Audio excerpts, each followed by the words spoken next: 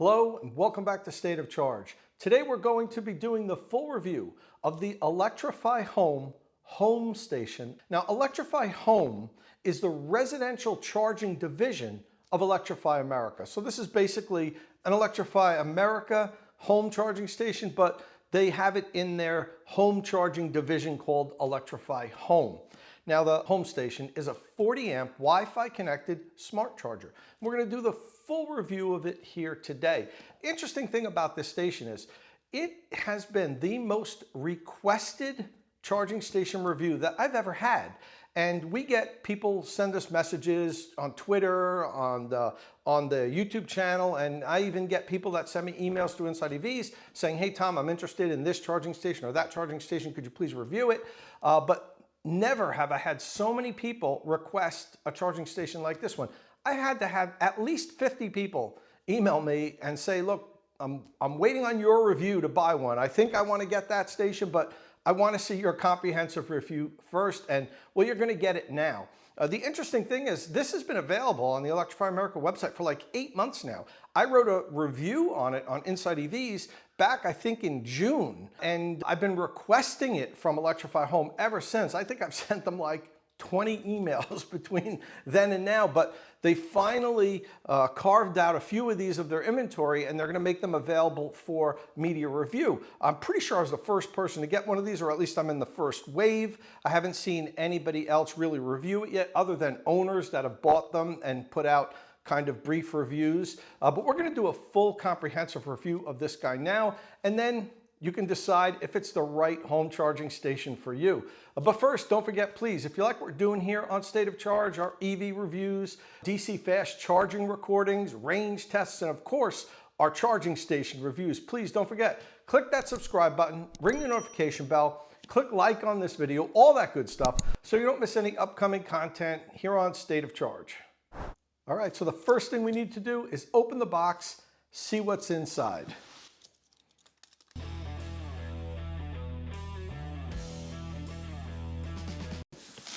All right, the power of home charging. Poster, I don't really know what you need a poster for, but they're giving you it. And then it looks like we have the quick start guide here. Let me see that.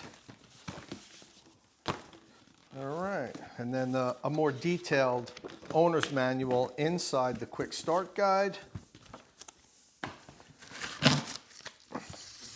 Electrify Home, big thick cardboard, followed by a nice foam protection, and then we get to the charging. Well, first I'm going to take these things off. It looks like the connector holster comes in 2 pieces. That's very interesting. You have to assemble the connector holster. First time I've ever seen that on a charging station. All right, here's the home. It's a pretty big unit. My first impressions are it's very large. Let me take this over here, slide this over. Let me take out the mounting bracket, and it looks like the screws, and that's it. I can get rid of this box. Mounting bracket, screws. Okay, so here's the unit. It's pretty big.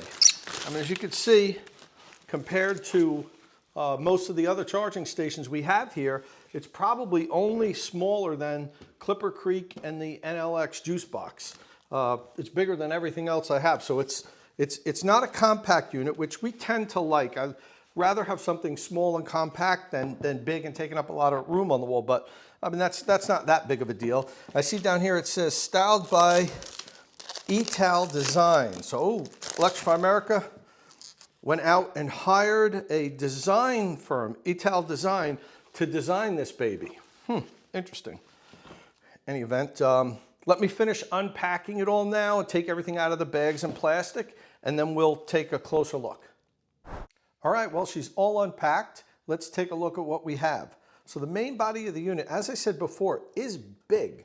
This looks like it's about 16 inches long. I'll state the exact dimensions later. Look how thick it is. It comes off the wall. Man, that's like 6 or 7 inches off the wall. I don't know why it needs to be so thick. Maybe we'll find out when we open it up later. Notice the NEMA 1450 plug. This is a 40 amp charging station, so it has a NEMA 1450 plug. It needs to be mounted on a minimum of a 50 amp circuit, and that's why you'd use the NEMA 1450 outlet. You could tell here the ground is down when you mount it on the wall like this, so you probably want to make sure you tell your electrician to install the outlet ground down. And Electrify Home does have installation services. They don't do it themselves. They've partnered with Q-Merit. Q-Merit does home charging installation for a lot of different electric vehicle charging station companies, as well as original equipment manufacturers. Some of the car manufacturers have deals with Q-Merit where they'll install the home charging equipment. As a matter of fact, a lot of the manufacturers do. So if you want, when you order this, you can set that up right when you purchase it with Q-Merit, and they'll come to your house and give you an estimate on what it costs to install the NEMA 1450 outlet.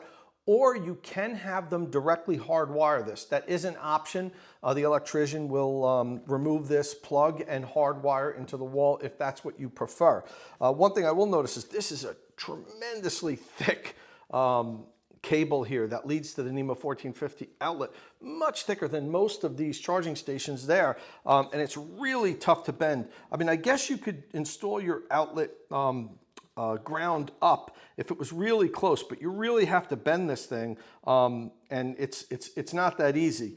It's super thick. I don't know why it needs to be so thick. The cable is really thick also, and the jacket feels more plasticky than rubbery.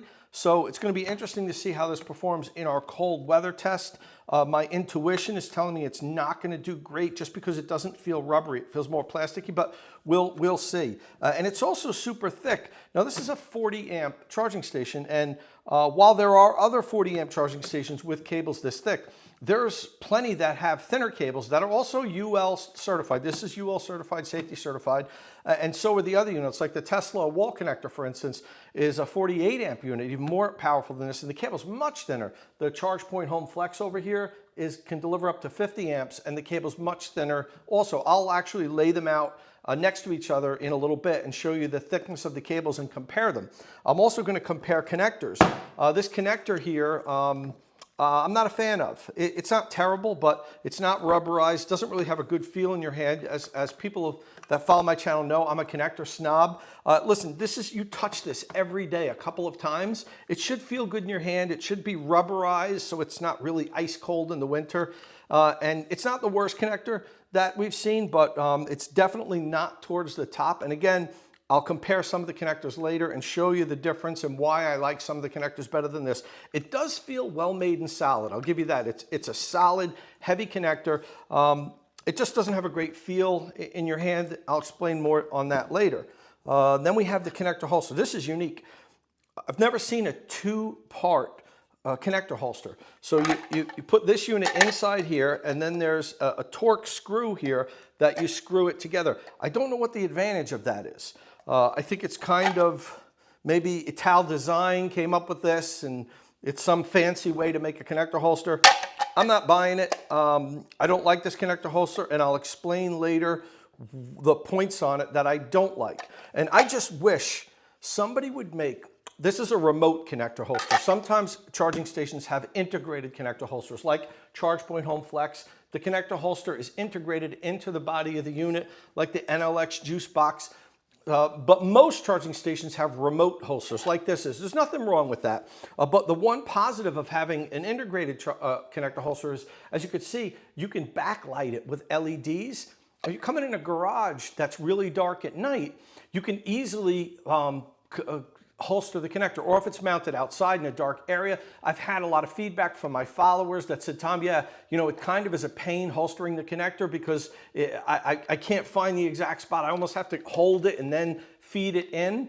And I don't know why somebody doesn't make a remote connector holster with a little battery in there with one little LED light. And it only turns on when you pull the connector out. A little tab will turn the light on. The battery will last really long if you're talking about one little LED light. I was hoping to see that with this one. I saw it was two-stage. I was thinking maybe they did something really cool with that, but they didn't. It's just a connector holster that has two parts. And like I said, I'm going to compare it to other connector holsters in a little bit. And then we have the screws. These are your mounting screws and washers. We have another bag here that has the screws that attach the mounting plate to the unit, and also the one tiny screw that connects the two-piece connector holster. And then they do supply you with the two different size Torx driver bits, which is good. I like when the companies that sell the charging stations supply you with the bits if you're using Torx bits on your charging station, because I mean, everybody pretty much has regular screwdrivers, but not everybody has a set of Torx drivers. We do here, obviously, but when you supply Torx screws for your charging station, it's really nice to offer the bits also in case the person who's doing it doesn't have those already. Lastly, we have the mounting bracket. Now this mounting bracket gets mounted on the wall with two screws here, and then you put screws on the side of the unit to connect it and hang the unit on the wall. They also give you a template. And it's cool because this template shows the outline of the charging station, not just the outline of the bracket. A lot of times when we get templates, it just shows the bracket. And while most people should be able to figure this out, if you just use the template to mount the bracket and then you attach the charging station, sometimes the charging station attaches to the top of the bracket, the bottom, it's not always in the middle, and you end up getting your charging station higher or lower than what you wanted to. Now, obviously, if somebody took their time to do it right, they would test it first, but not everybody does. And I like the fact that they show you the outline of the entire charging station on this template here, so you know exactly where it's going to land on the wall once you mount it. That's it for the unboxing. Next step is I'm going to mount this on the wall, and we'll take a look at it once it's installed on the wall. Okay, so we installed it on the wall. Very simple installation. As I noted before, you mount the mounting bracket on the wall with two screws, and then there's 4 screws that attach the main body to the side of the mounting bracket. One thing I want to note is some charging stations now are starting to come with quick release locks. They're usually pins that are in the back with a cotter pin on the end, or a lock so you can secure it. We're changing our ChargerRater scoring here on State of Charge to include whether the charging station has quick release. Why would you want that? Well, maybe you want to take this thing off quickly for some reason. The way it is now, you need to get out your Torx and remove 4 screws and then remove it. Some of the charging stations, like the NLX Juice Box and the Grizzle E, come with quick release tabs so that you can just unplug it and then either unlock the little lock if you put a lock on it to be safety, or just pull a pin out and take the charging station off the wall. This does not have quick release, so it's not going to get an extra point for that. All right, so we put it on the wall. You notice it's big, and I put the Wallbox Pulsar Plus on the wall next to it just to show you comparison. Now, that's a 48 amp charging station, so it's even more powerful than the Electrify America Home. It can deliver 48 amps compared to the 40 amps, so you don't need to be this big, but in any event, I know it's not that big of a deal, but we nitpick on the little details here. It is 16 inches tall. It's almost 9 inches wide. It's like 8 3/4 inches wide, and it comes off the wall 6 3/4 inches. It's way off the wall. Compare that to the Tesla wall connector I have over here. It only comes off the wall 4 inches. Now, I've got a lot of room in this garage. It isn't a problem for me, but some people have real tight squeezes and they get out of their car. They don't have a lot of room to walk by, and that could be a problem. Also, my initial instincts on the connector holster were right. I don't like this thing. It's a really poor connector holster. First of all, you've got to mount the base unit first with the 2 screws. Then you've got to attach the little insert after this is mounted on the wall, and it has 1 screw in the middle. The problem is this piece here, you could tell it doesn't look like it's attached really hard. So whenever that happens, whenever I see something that doesn't look attached hard, I'll wiggle it and play with it a little bit. And look, it pops right off. I've done this like 3 times, and I don't know if the screw isn't long enough, but I've put it in, I dropped it, I've put it in and tightened it as hard as I can, and it just pops right off very easily. So this thing's terrible.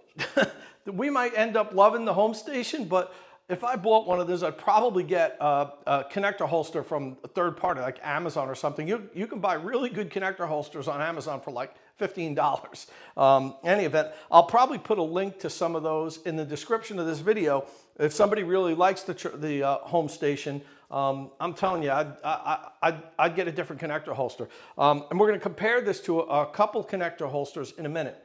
So this is it installed. It's got a green ring around it. The whole LED isn't lit up, just the bottom. And I think that's because I haven't linked this to my account and hooked it up with my Wi-Fi yet. We're going to do that next. We're going to go through the process of provisioning it, linking it to your Electrify America account. One of the good things about the home station is it's a Wi-Fi enabled smart charger, and you use your Electrify America app. And I think a lot of electric vehicle owners have Electrify America app, an account, because they use the DC fast charger. Maybe not Tesla owners as much, but if you're a non-Tesla owner, you probably use Electrify America. It's the biggest network of DC fast chargers out there. And the good thing about this is you can use your Electrify America app for public charging, as well as to monitor and control your home station. And that's a good feature to have. So we're gonna hook this up, connect it to my Electrify America account now, and then we'll take a look at some of the smart charging features and the advantages of having it all controlled in one app. All right, so I'm not done with this connector holster just yet. It really bothered me that no matter how many times I screwed that screw in and as tight as I made it, it would just pop out. So I took a look at the screw. It's a really short screw, and there's two washers on it, a lock washer and a regular washer, that you can't remove. They're in there for good. So there's only a little stub of threading that sticks through and goes into, there's metal threading behind this. So it's not like it's plastic and it was stripped so it was coming out. It has metal threading and it wasn't stripped. So I found another screw that I had here that's the same diameter, just a little bit longer. And I put a couple washers on it, put it back in, tightened it up, and voila. This thing is rock solid now. It's not going anywhere. I couldn't do this before. If I just did it a little bit, it just popped out. Now you can pull on it. It's good. So, hey, Electrify America, give us like 1/8 of an inch more on that screw and you won't have any problems.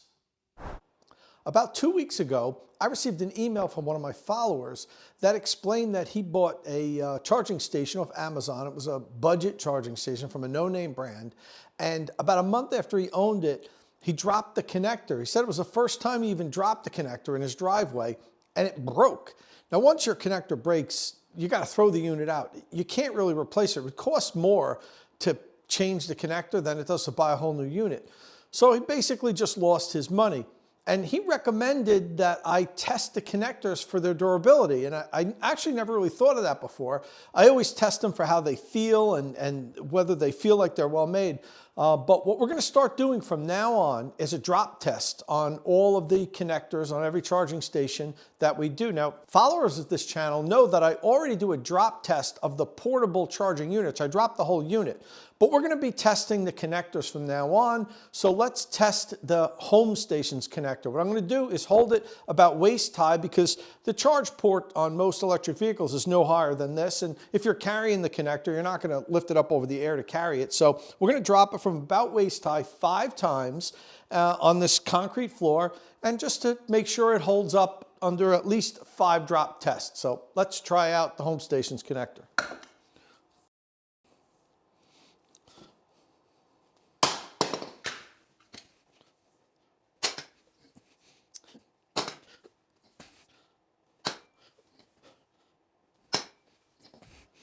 Okay, so that was 5 drops, and none the worse from wear. This is a well-made connector. I'm not thrilled with how it feels in your hand, but I will give them the fact that this is a really sturdy, well-made connector. It doesn't seem like it had any issue. The end of the charge port, the plastic is a little scuffed up because I dropped it right on the end. You might be able to see that there. But other than that, everything seems fine. The tab works fine. No cracks, no real visible sign of damage. So the home station's J1772 connector passes the state of charge drop test. Okay, so let's take a closer look at the home station's J1772 connector and compare it to some of the other connectors that I like from other charging stations. I think I might have been a little harsh on the connector when I did the first unboxing and first impression. I pretty much said that I didn't like it, and after using it for 2 weeks, I feel a little differently now. It actually isn't bad. It's a little bit smaller. It doesn't feel that great in your hand, but it's a well-made connector. It's solid. It passed the drop test with ease, and it's really well made. I'm still not really pleased with the grip and the fact that it's not rubberized at all. It's just really hard plastic. So let me explain why I like some of the other connectors a little bit better. This is the J1772 connector from the Tesla wall connector with J1772. Take a look at the difference. You can see on the bottom here how it's curved in for a grip. And it's rubberized. The outer jacket is rubberized, which would make it even better when you drop it on the hard floor, because the rubber is going to provide some protection, some like shock protection when it hits the ground, and would be less likely to crack. Has a nice tab on the top, really good feeling in your hand, solid, well made. Next up is the Wallbox Pulsar Plus 40 amp unit. And by the way, this is a 40 amp charging station. The Wallbox Pulsar Plus 40 amp unit has the same thing, nice rubberized grip, nice feel in your hand here. You can feel that the grip is nice and long, and it's rubberized with a good, strong, solid tab on the top. This is definitely a solid unit with a good grip, and it feels better when it's really cold out. For those people that charge outside or in a cold garage, it's better when the connector has like a rubberized grip. It just feels better than a cold plastic grip. Finally, my favorite connector and cable, ChargePoint Home Flex. The ChargePoint connector is really rubberized, nice and solid, great tab on the top, just feels great in your hand. Has that little indentation here you could see for your hand to grab it, just better ergonomics. And the cable is the best cable of any charging station we tested. It's the most flexible. It stays really flexible even when it's cold, when we did our cable deep freeze test. So then finally, really quickly, let's take a look at cable comparison. I mentioned earlier that the HomeStation's cable seems unusually thick for a 40 amp charging station. Well, not unusually, some of the other charging stations has it, but I want to compare. This is the Tesla J1772, a 40 amp unit. Take a look at that. It's significantly thinner. Now, a little bit thicker than the Tesla unit is the Wallbox, but again, it's thinner than the HomeStations, and the charge point's about the same thickness as the Wallbox. So you take a look at these three. I don't know how well that's going to show up on the camera, but they're all significantly thinner than the HomeStation's cable. And why does that matter? Well, you're using this every day. You have to manage it. You have to plug the car in, unplug it. Sometimes you have to travel 10, 15 feet from the charging station. If it's in a cold weather area, the cable gets stiff, and it just becomes more difficult to manage. Tesla seems to have it really down pat. Their cables are so thin, they're so easily to manage on all their charging stations. And they're UL certified, so you can't say, well, Electrify America needed to use this big, thick cable in order to get UL certification. They needed thicker wires. All of these charging stations are UL certified, so the cables must be fine to use with the amperage that they're delivering. So I don't really know why some people use really thick cables that are unmanageable. I'm not saying the HomeStation's unmanageable. It's probably somewhere around average for a 40 amp charging station. There are thicker, more unruly cables. The worst cable on any charging station we've ever tested is the NLX juice box. It's a great charging station. It has a terrible cable, especially if you live in cold weather areas. We don't recommend getting the NLX if you mount your charging station outside and you live in a cold weather area. If you live in San Diego or something, it doesn't matter that much. But in any event, that's a quick connector and cable comparison for the HomeStation with 3 other units that we recommend and have good connectors and good cables. So now let's take a look at the HomeStation's connector holster and compare it to some other remote connector holsters from other charging stations. Now, as I mentioned earlier in great detail, it's a 2-piece connector holster.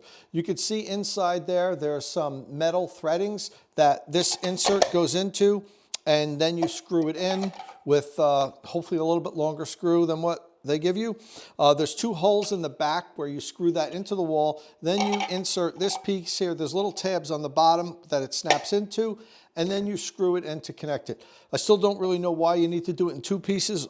None of the other connector holsters need 2 pieces, but hey, that's the direction they went in.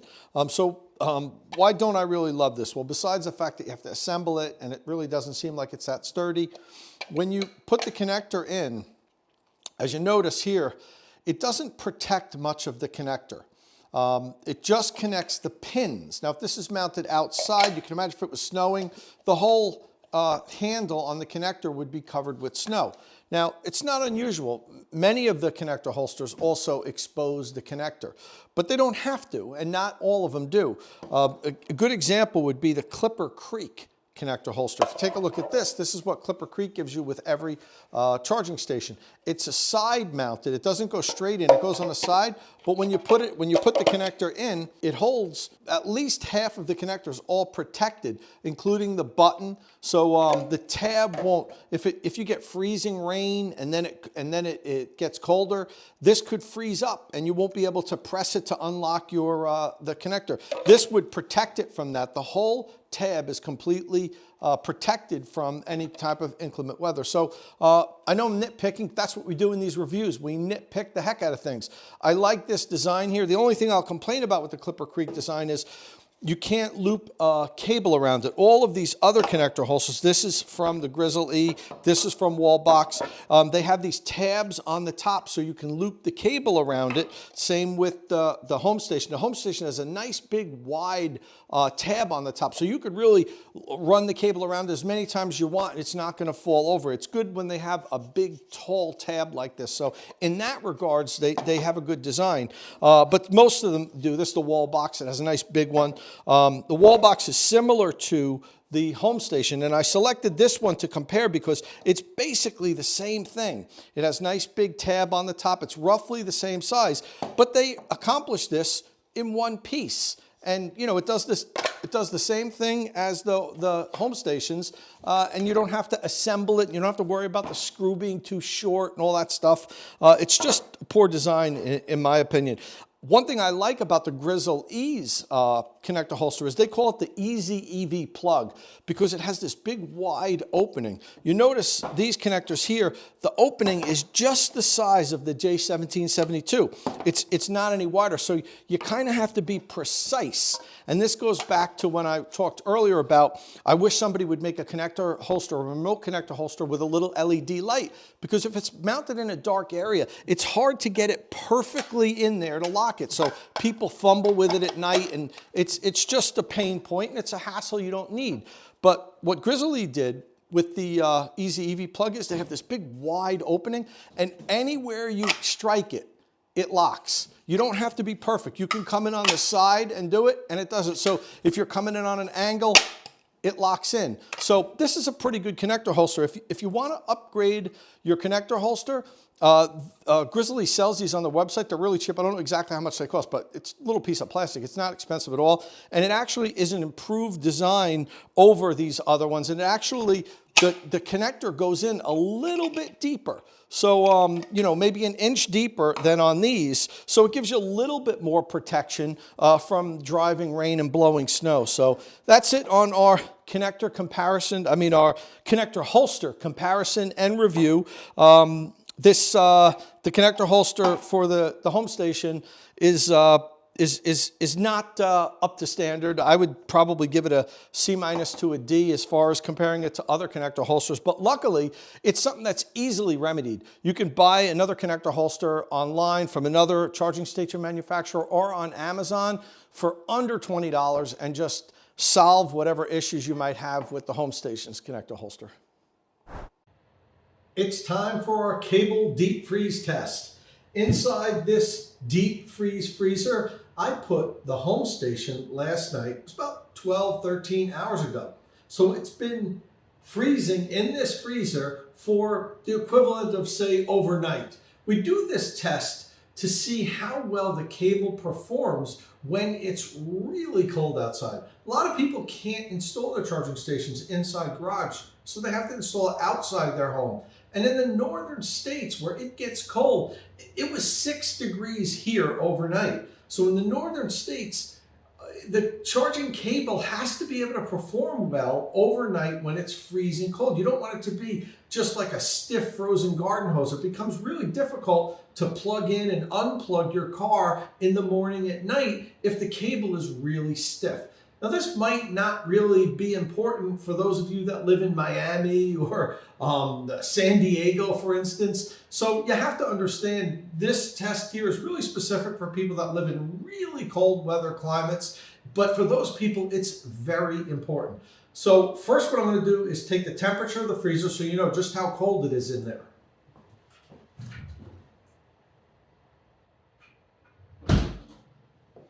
Negative 14.5 degrees Fahrenheit. So yeah, it's cold. So now I'm going to take the HomeStation out. We're going to see how the cable performs when it's frozen.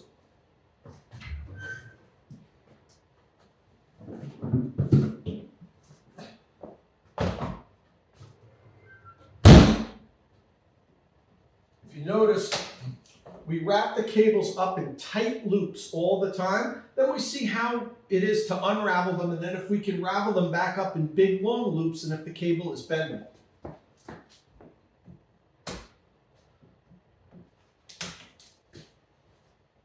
Okay, so first off, the cable with the NEMA 1450 is super stiff. But that's not that important because this thing would be in the same position. You don't need to move that. But this thing here is like crazy stiff. But again, that's really not that important. This is what we need to see. So we'll unravel it now. And then we'll see how well it bends. Okay, so you see how it's maintaining the same form, these small loops? That's not what you want to see. This is really stiff. Ideally, what I want to do is put this in big, large loops. So let me unravel this, and let's see. So it's not doing terrible, but it's not that good. You see, what I like to do is see how it bends.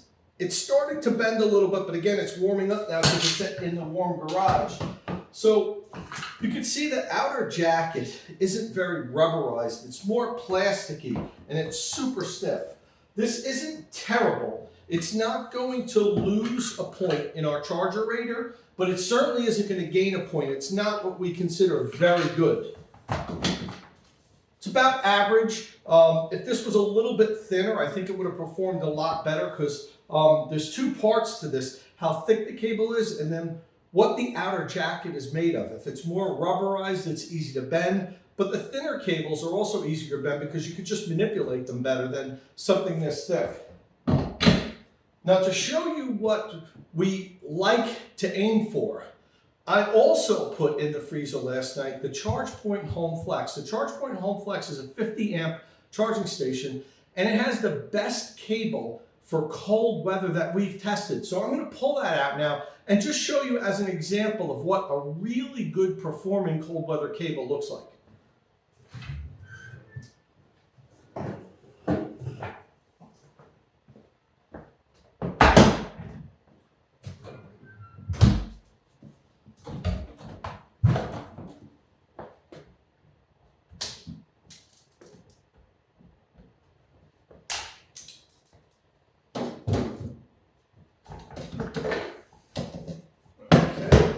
Unravel the ChargePoint Home Flex.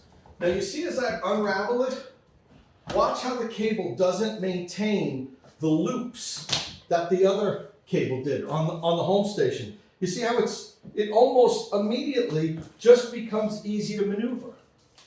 And as you can see, we can loop it around the charging station.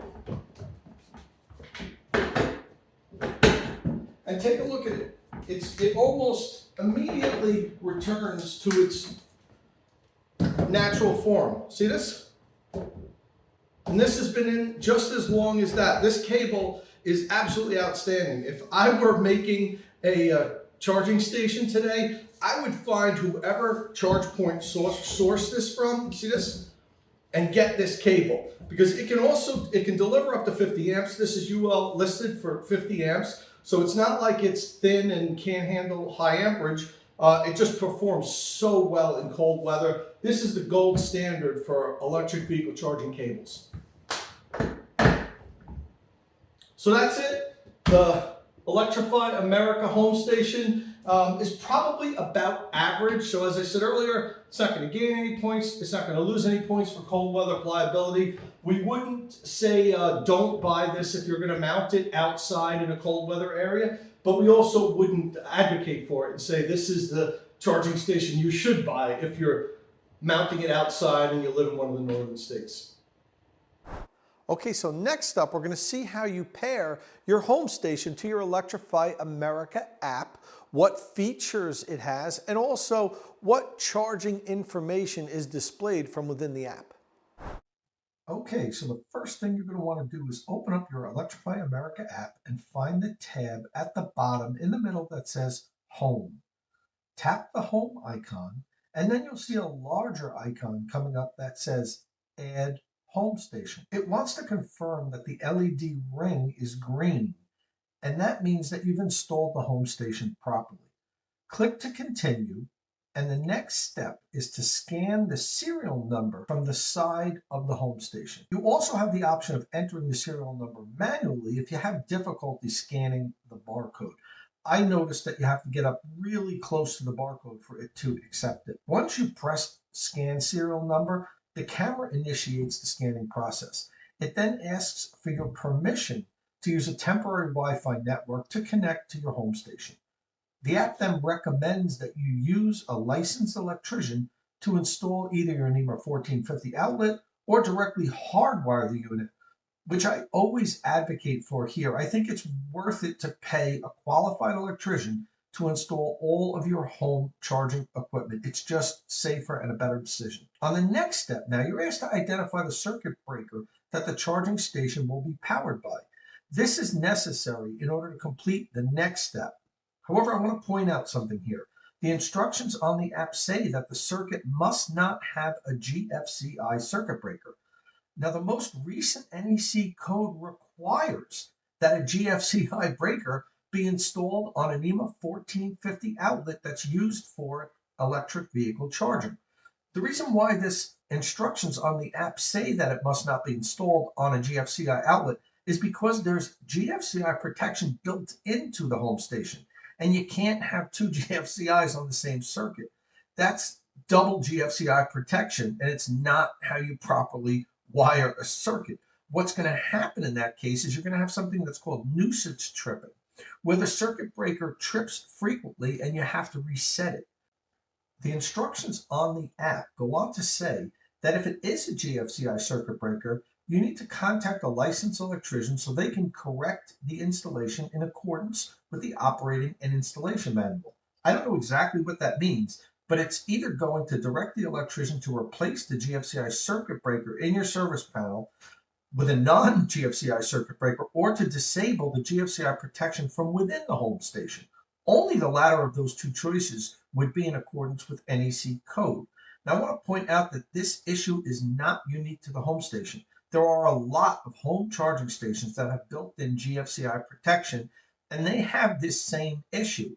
I'm not really going to offer advice on electrical code and installations here. I'm going to punt this to your qualified electrician. Let them make the decision on how you should have your charging station and wiring set up in your house. But I will say that all of your electrical installations should be in accordance with NEC code. Okay, so once you press continue, you're brought to the next screen where it asks you what the amperage of the circuit is that you have the home station installed on. This feature allows home station owners to install the charging station on a circuit that has less than the 50 amps required for NEMA 1450 outlet. And the only reason you'd really want to do this is if you don't have the extra capacity in your service panel and you don't want to pay for a full service upgrade. So you can always use whatever capacity you have and limit the charge rate that your electric vehicle will charge at. And the home station app gives you three options: a 20 amp circuit, a 40 amp circuit, and a 50 amp circuit. That's required to deliver the full 40 amps that the home station can deliver. I indicated that I have a 50 amp circuit, so that's the choice I made so I can have the home station deliver the full 40 amps. You then tag Update Power Settings, and the app will begin to search for Wi-Fi options to permanently connect your home station. Choose the Wi-Fi network that you want to connect to and then enter your password. And as long as you've entered your password correctly, the app begins connecting to your home station, and the process takes less than a minute. It then asks for your permission to connect, and once granted, your home station is now linked to your Electrify America account. You're all set, easy peasy. So as you can see, it really couldn't be any easier to set up your home station, link it to your Electrify America account through your app. I've done this with various smart chargers, and this honestly was the simplest procedure that I've ever had. It just was like 1 minute and it was done and linked to my account. Now, when you have the home station linked to your account, you can view your current charging session. You could look at past charging history. It has a nice list of them there. You can start and stop a charging session remotely. You can pair this to, if you have a smart home, with Amazon, Alexa, or Google Home, and use those services to initiate a charging session, like Alexa, start charging my car, and it'll start charging the car. I don't have a list of all the commands, but there's other smart chargers that do this, and it's pretty cool. You can say, Alexa, how much range do I have? And it'll read that from the car and say you currently have 225 miles of driving range. So it's pretty cool to have if you have an Amazon Alexa or Google Home at your house right now. Now, you could also schedule your charging. If you use a time of use electricity plan to save yourself money, you can take advantage of off-peak lower electricity rates. Now, a lot of electric vehicles have time of use scheduling built into the car. So people often say to me, hey, you know, Tom, my car does this already. I don't need a smart charger to do that. And you're right, you can do it. But one of the things you have to be cognizant of is if you have this schedule set in your car and then you plug in somewhere in public, you use a public charging station, the car is going to follow that schedule unless it's location based. Some EVs have location based so that it'll only do it at home, but not all of them. The good thing about having your smart charger do it at home is you don't have to set it in your car, and you don't have to worry about if you're public charging somewhere. You might plug the car in and walk away and forget you have it set. You come back 3 hours later and the car didn't charge at all. I've heard people tell me that that's happened to them numerous times. So it is a little bit better to have the scheduling set in the charging station itself. But there's two things that the home station doesn't do that I wish it did for smart charging. Number one, it currently can't power share between multiple units and share a single circuit. I reached out to Electrify Home and talked to them about this, and they told me that they are working on that feature, and soon the home station will be able to power share. So it's not going to get a point in our ChargerRater system right now because it currently can't do it, but Electrify Home did tell me it's going to be able to power share pretty soon. Another feature that they're currently working on that it can't do yet, but they said it will, is utility demand response programs. It can't participate in those. But again, Electrify Home told me that they are currently working with a number of utilities to get it certified to participate in utility demand response programs. So that's 2 points it's not going to get in the ChargerRater that it may have gotten if I were to review this, say, 6 months from now. But we can only score it with how it's prepared to perform today. And right now, the Electrify Home HomeStation cannot power share or participate in utility demand response programs. The home station can charge any electric vehicle currently available in North America, even Tesla vehicles. Tesla uses a different connector, a proprietary connector, but they also give their customers an adapter so they can charge off of a J1772 charging station. Now, I plugged in my Tesla just to make sure that the home station delivered the full 40 amps that it promises to.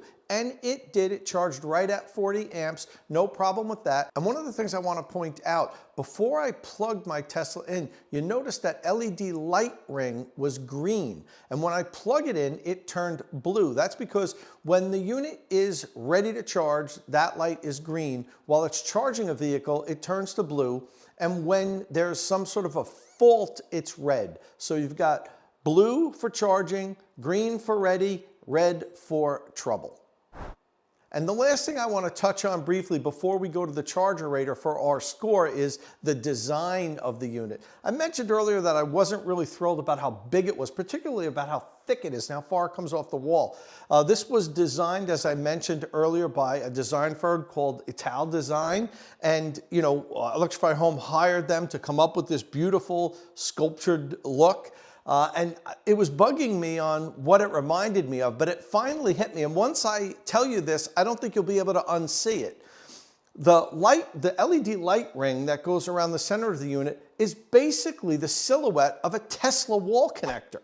And then it has this big plastic black bezel around the side. So I guess, you know, Ital Design looked at Tesla wall connector and said, this is the perfect look of a charging station. We're going to put it right in here, and then we'll just put this black bezel around the edge just to give it a little bit more heft. Okay, that's my 2 cents on the design. I'm not huge on the looks of a charging station. Honestly, I just want them to be compact, powerful, be packed with features, be easy to use, and affordable. So with that, we're going to go to our ChargerRater for our scorecard on the HomeStation.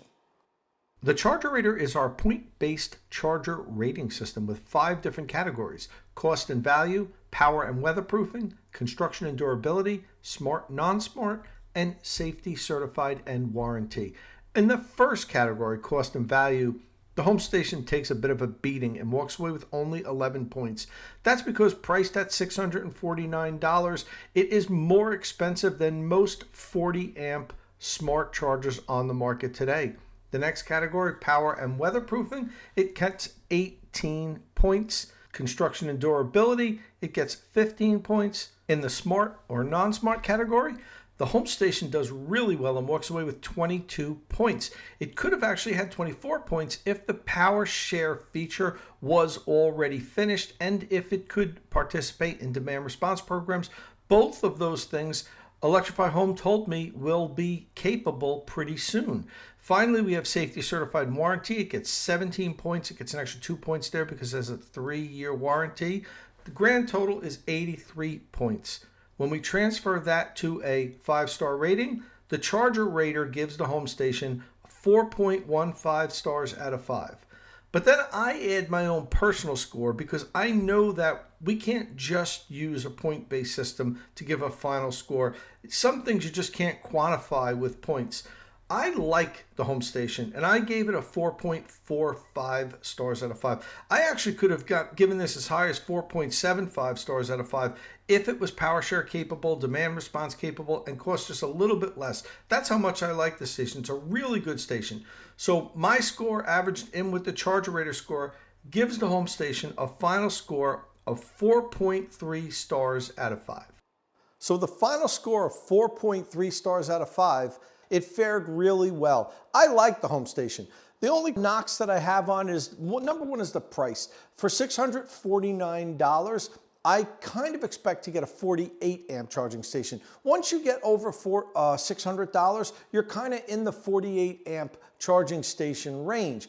For instance, the NLX JuiceBox 40, that's a 40 amp Wi-Fi connected smart chargers packed with features, is $599. The Grizzle E Smart, which is a 40 amp Wi-Fi connected smart charging station, is $539. So at $649, you're up in the 48 amp charging station realm.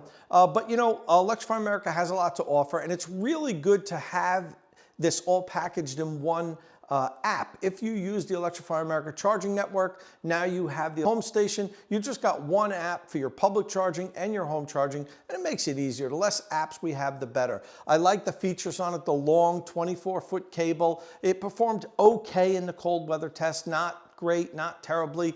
I went over the connector. It's not a terrible connector, not the best out there. They could improve on that a little bit. The connector holster, in my opinion, really isn't a good connector holster, but that's easily remedied. I mean, you could just buy another one for $15 and you're done with it, so don't worry about that. It's got a lot of smart charging features, And quite honestly, I think Electrify America came out with a good product here, and it's one of the charging stations that we're definitely going to recommend. So that's it for the home station review. I know this was a super long review. It's probably the longest review we've ever done, but we wanted to do a real comprehensive job here because so many of our followers have said, Tom, we can't wait for you to do the Electrify America home station review. So I didn't want to miss anything, and I wanted to do it really thoroughly. So, well, that's it. Thanks for watching. If you like what we're doing here on State of Charge, please click that subscribe button and ring the notification bell so you don't miss any upcoming content. And thanks for watching.